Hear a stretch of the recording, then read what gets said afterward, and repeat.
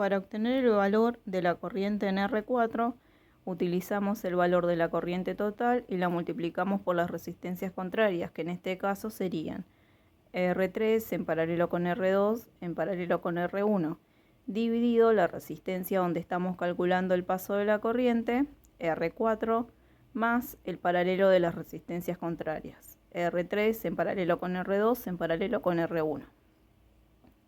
El resultado final nos da aproximadamente igual a 0,06 amperes. Para realizar la verificación de la corriente total, podemos sumar todas las corrientes que calculamos y se tiene que aproximar al valor de la corriente total, que en este caso son 2 amperes. Siempre da aproximadamente igual. Bien, en el ejercicio 2 tenían que diseñar un circuito compuesto por 6 resistencias en donde se puede aplicar el divisor de tensión y obtener el valor de cada una de las caídas de tensiones. El circuito que tenían que realizar es un circuito con resistencias asociadas en serie. ¿Por qué en serie? Porque en un circuito serie tenemos diferentes caídas de tensiones y el mismo paso de corriente.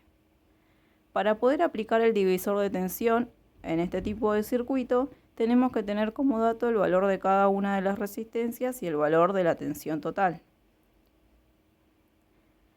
Bien.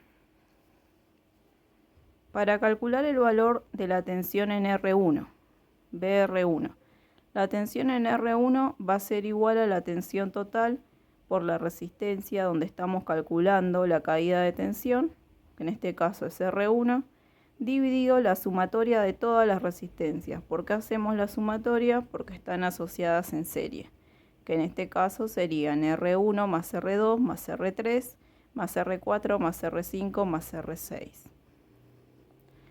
Para calcular el valor de la caída de tensión en R2, tenemos el valor de la tensión total por la resistencia 2, dividido la sumatoria de las resistencias. Lo mismo va a pasar con la caída de tensión en R3. Lo único que cambia en cada una de las ecuaciones son las resistencias según cuál es la caída de tensión que estamos calculando. La tensión en R3 va a ser igual a la tensión total por R3 dividido la sumatoria de las resistencias. La tensión en R4 va a ser igual a la tensión total por R4 dividido la sumatoria de las resistencias. Y la tensión en R5 va a ser igual a la tensión total por R5 dividido la sumatoria. Lo mismo va a pasar con la tensión en R6, tensión total por R6 dividido la sumatoria de las resistencias. Lo recomendable para aplicar la ecuación en divisor de tensión es que primero realicen la sumatoria, que en este caso nos da 448 ohm, para luego directamente poder aplicar cada una de las ecuaciones dependiendo qué caída de tensión están calculando. Para hacer la verificación, si realizamos la sumatoria de todas las caídas de tensiones, nos tenemos que aproximar aproximadamente igual al valor de la tensión total, que en este caso la tensión total es de 35 volts. Si sumamos BR1 más BR2 más BR3 más BR4 más BR5 más BR6,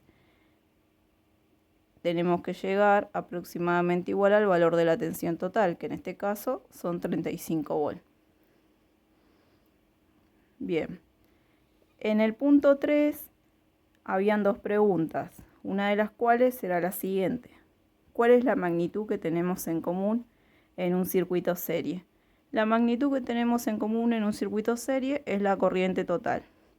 Y la otra pregunta decía, ¿cuál es la magnitud que tenemos en común en un circuito paralelo?